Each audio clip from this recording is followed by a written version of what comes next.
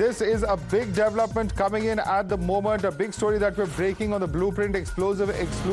It is a comment coming in from an individual by the name of Talha Saeed. He's the son of Hafiz Saeed. In fact, as Pak fears that there would be revenge from India's side for the Pahalgam terror strike, this video surfaces. It's an undated video where Talha Saeed fears the death of his father at the hands of Indian forces. Let's take a quick look at this particular video where he's addressing a gathering, expressing fears that his father, who's India's most wanted terrorist, will be killed. All right, let's take this across to Pradeep Datta, joining us live at the moment. Pradeep, this is a big statement coming in. In fact, it is the son of Hafiz Saeed admitting that his father is indeed on the radar of the Indian security forces. At the same time, he says that he is in a safe and secure location.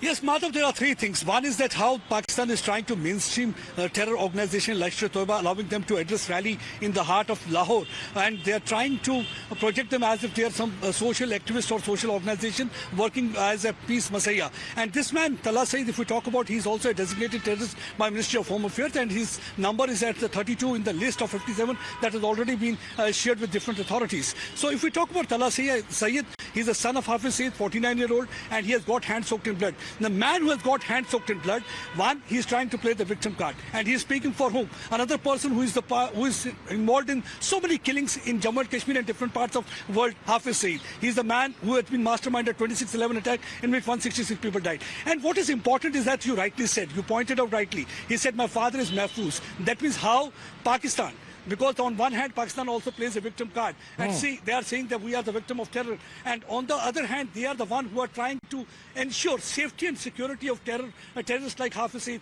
Only 2 days back here on time, now we broke a story, how he has been kept in a safer hideout in... Absolutely. Big questions certainly that emerge out of all of this. But stay with us, Pradeep. Let's quickly take this across to our guest. Joining us, Col Tej Tikoo is a retired defense expert. Also with us is Sanjay Sahay, former IPS. Col Tej Tikoo, I'm going to come to you first. You know, the very fact that his son is choosing to blame India, and of course not entirely surprising given that all of Pakistan is very concerned about the impending strike on part of India. But at the same time, the very fact that the Lashkar-e-Toiba and Hafiz Saeed's own family is quivering in its boots goes to show the extent of the fear that really is there within Pakistan, especially amongst those terrorists and jihadists who are responsible for the kind of attacks that we've seen like Pahalgam, beg your pardon.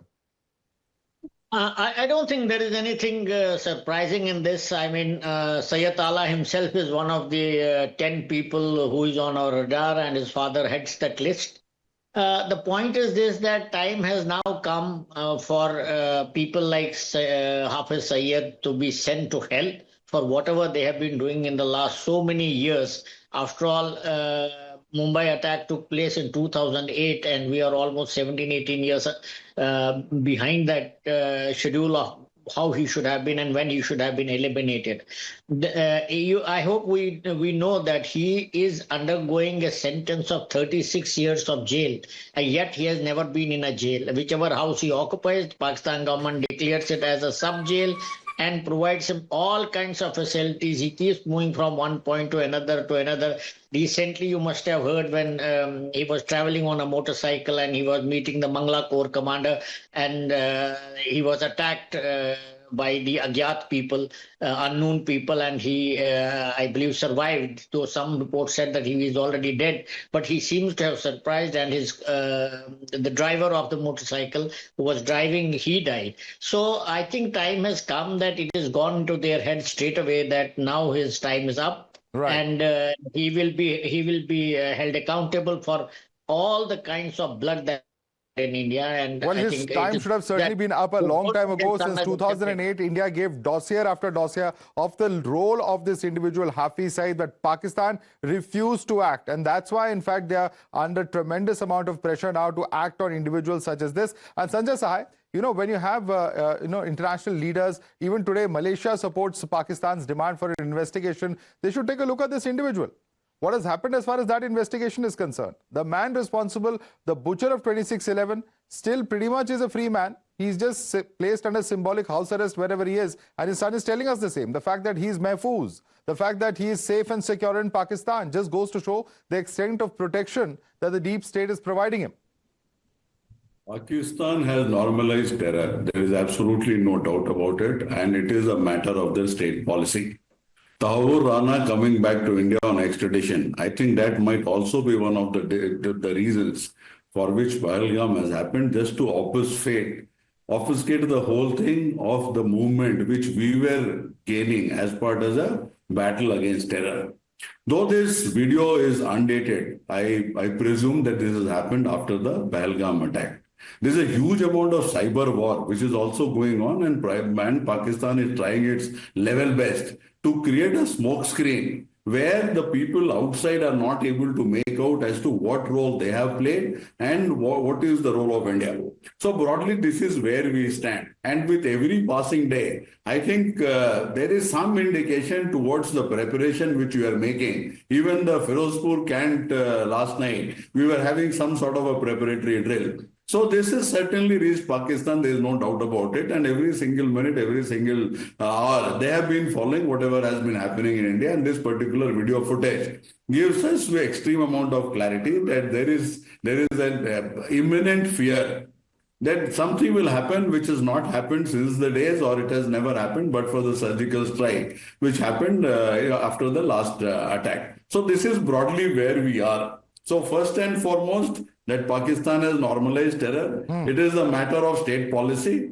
And thirdly, that after this current attack, I think might be this Indus Water Treaty annulment. So all this has gone against Pakistan, and Pakistan would have never believed that the nature of reaction, there would be such non-military, diplomatic, which India has taken, plus the international support, which is going against Pakistan. There are certainly a couple of countries which are supporting Pakistan, and they're going in very few, less than a handful. In fact, let me quickly bring in Colonel Tej Tikoo though on that aspect. Colonel Tej Tikoo, from India's side, there have been a lot of drills, whether it's the army, whether it is the air force, whether it's the navy.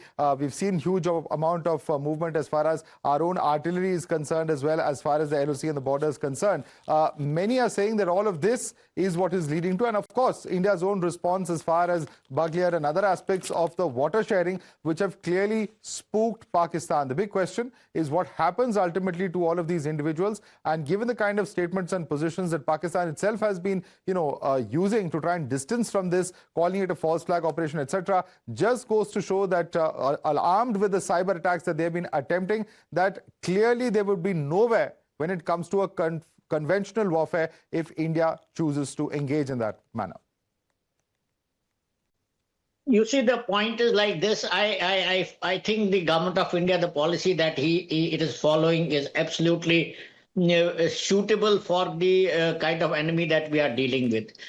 It will take Pakistan almost another 15 days to mobilize. And even after they are mobilized, it will be very difficult for them to find out as to where we are exactly hitting. This will ensure that they will always be moving their troops from one place to another, trying to figure out which is going to be India's major thrust. And in a way it is good that India has not given any indication of where it is going to strike. We are quite sure of where Pakistani forces are moving, where their armored formations are moving. We know it, but you will never see any Pakistani media or even their social media handles showing where Indian army troops are moving. So that is a very big thing that India has achieved in this war, because you are keeping every single movement of your troops confidential. Second point is, if you allow Pakistan to keep moving their troops, with the kind of economic problems that they are suffering, they will be in a mess shortly, because they won't have enough money even to move their troops. After all, mobilizing about 7.5 lakh troops is not a joke, and it's going to cost an enormous amount of money in terms of fuel, logistics, ammunition, movement, etc. I have a feeling that India is following an excellent strategy, in the sense that you tire them out within the next 10 to 12 to 15 days, and then strike them, and strike those places which are our primary targets, and that is those who conducted this operation after staying behind the curtain, as the Prime Minister said. And if Pakistan, and I would like to qualify my statement, it is not going to be one Balakot, it will be 10 into 1 Balakot. That means 10 types of Balakot strikes will be carried out on already registered targets. And they will have no place to hide this time. Okay, 10 And times the if impact of Pakistan Balakot tries is to- what you're saying, sir. That's a very, very big statement coming in. Of course, all eyes will be on what form, shape and time, in fact, that attack will have. And of course, all eyes on what India will be doing specifically to counter the terror infrastructure there. Thank you so much, Colonel Tej Tikoo and Sanjay Sahay, for joining us and breaking that down for our viewers.